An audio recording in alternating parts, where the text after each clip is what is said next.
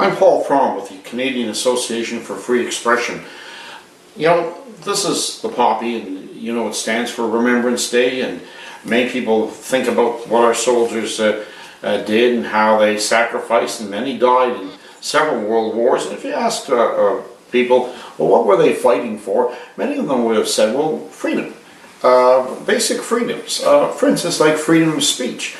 And you know, that would be right. We don't have political prisoners in Canada, do we? No, of course not.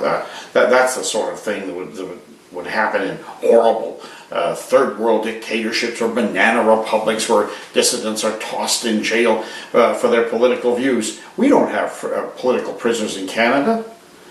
Sorry, we do.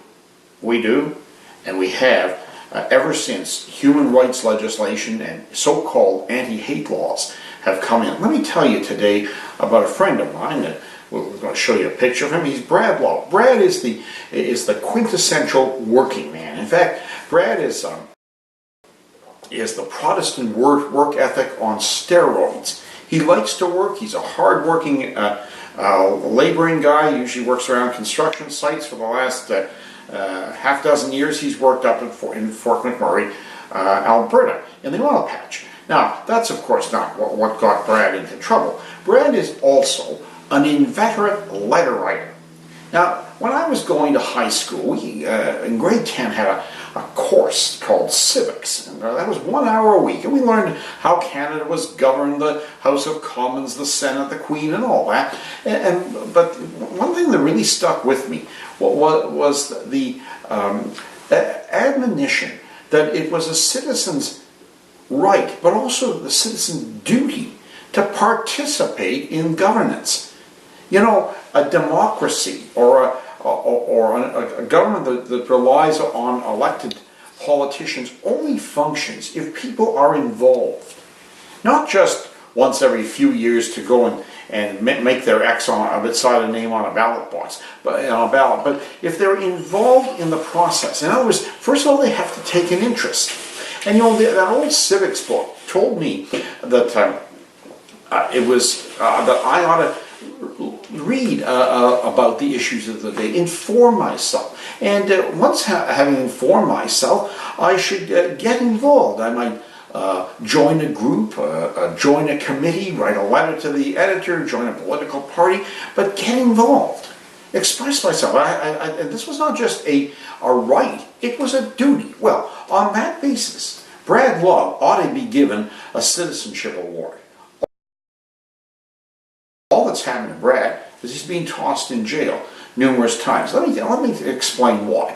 Brad, as I said, in addition to his love of work, loves to read and is interested in politics. So he would sit down with his morning newspaper and he'd see some issue that particularly caught his attention, and he'd dash off a letter. Maybe it'd be to a member of parliament, maybe it would be to a member of the provincial legislature, or to a mayor or a chief of police, or to the editor.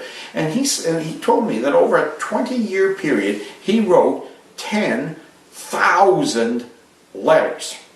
Now, I would not be involved in this case if I thought his letters involved threats. Now, you know, if you write a letter and you threaten somebody, that's a different matter. But Brad was expressing his opinions. Now, Brad has a number of areas that he feels strongly about. Foreign aid, he doesn't like it. He thinks that the working man's taxes should be lower and that the money ought to stay here in Canada.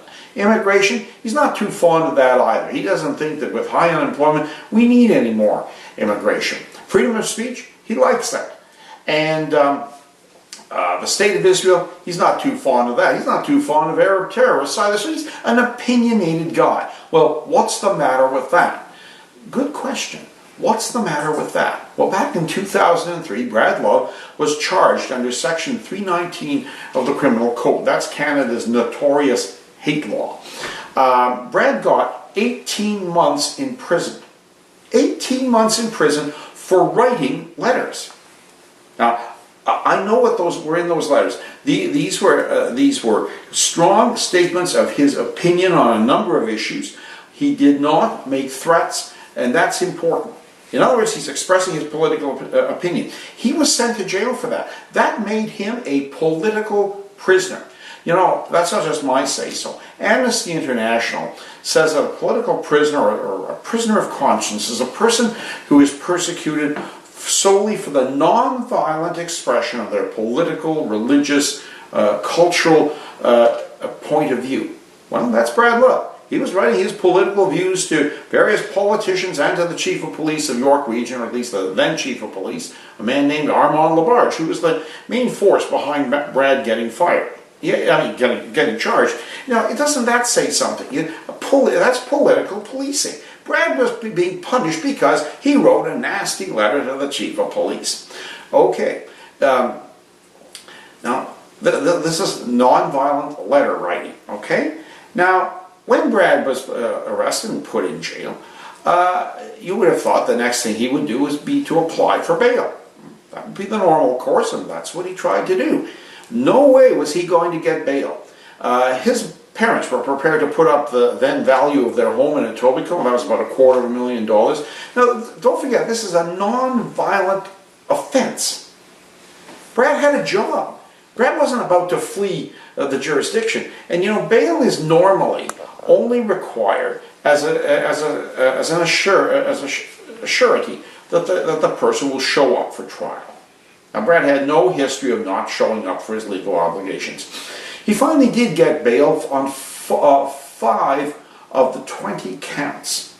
But the police, rather sneakily, divided up the 20 counts among 4 different police forces. So he got bail on the first 5, but then he was told, well, we've got 5 more counts for you, Brad, and I don't think your parents have a second house lying around. In the end, Brad did not get bail. Now, that in itself is political persecution. Bail is a right, and it's normally only denied if there's clear reason to believe the person won't show up for trial, or if he really is a menace to the public. Now, come on. A letter writer is a menace to the public? Not in any healthy democracy. I mean, if people are offended by the letters they receive in the mail, that's what they made waste paper baskets for, you know. Anyway, Brad got 18 months in prison. You'd say, well, okay, that's bad, but that was it for Brad Love. Oh no, that's 10 years ago. Brad got out of jail, but he had parole conditions. Now that's one of the sneaky ways our anti-free speech system continues to hurt you. Brad's initial parole conditions were that he was not to write to the original 20 people. Well, okay, fair enough. But Brad wrote some letters to other politicians. He was arrested, charged with breach of probation. Now, I have to admit that I don't think he followed his legal approach was very good. He didn't have a lawyer, and after 26 days in jail, he wanted to cry uncle. Look, what do I have to do to get out of here? Well, they said, do we have a deal for you? Time served. So, in other words, almost a month out of his life, but no further action. But he had to plead guilty. But the fact was, he was not guilty. He had not written to any of the original 20. But every time that happens, the parole conditions get stricter. Now he was not allowed to write to any public official. Now, if you've just tuned in, or if you perhaps are a little hazy about what country I'm talking about, I am not talking about communist Cuba. I am not talking about Cambodia. I am not talking about Burma. I'm talking about Canada. Imagine not being allowed to write to any public official. That's monstrous. Well, Brad said, okay, I won't write to any public official. He wrote several letters to the Etobicoke Guardian. Now, that's the newspaper in Etobicoke, which is a suburb at the west end of Toronto. They called the police. Next thing you know, Brad's back in jail. He would spend 6 months in jail for writing the newspaper several letters.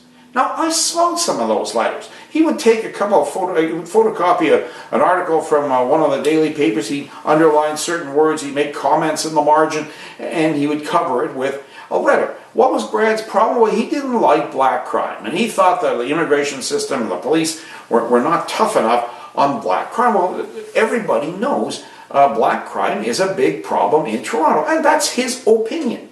I went and visited the editor of the Guardian, and I said, How could you? You know, remember the old TV comedy, the Dick Van Dyke Show? Well, his wife, Mary Tyler Moore, had that kind of plaintive voice. She would say to him, "How could you, Rob?" Well, I pretty much said that to the editor. How could you? I mean, you're in the media. You're a press man. You're supposed to be interested in freedom of speech. How could you possibly do that?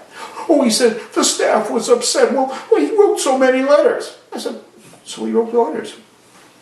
There's a garbage can if you didn't like them. Anyway, Brad served 6 months for that. When he got out, he was not allowed to write to anybody. That's right. A judge by the name of Hogg, I'm not making this up, decreed he could not write to anybody without their consent. That meant, I guess, unless his mother wrote him a note, Brad, you can send me a Mother's Day card. He couldn't even send her a Mother's Day card. That's in Canada. That's political persecution. Well, there's a lot more to the Brad Love story, but I'm going to bring it right up to date. He was charged again for breach of probation.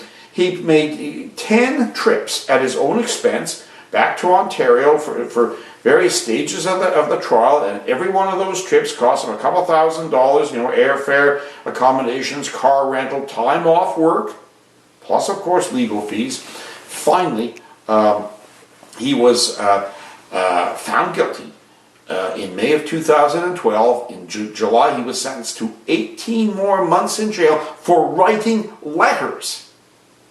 And a further 3 years of probation where he would not be allowed to write to any media or political group. In other words, he can't write a letter to the editor. In other words, he is gay. Now, all of this right here in Canada.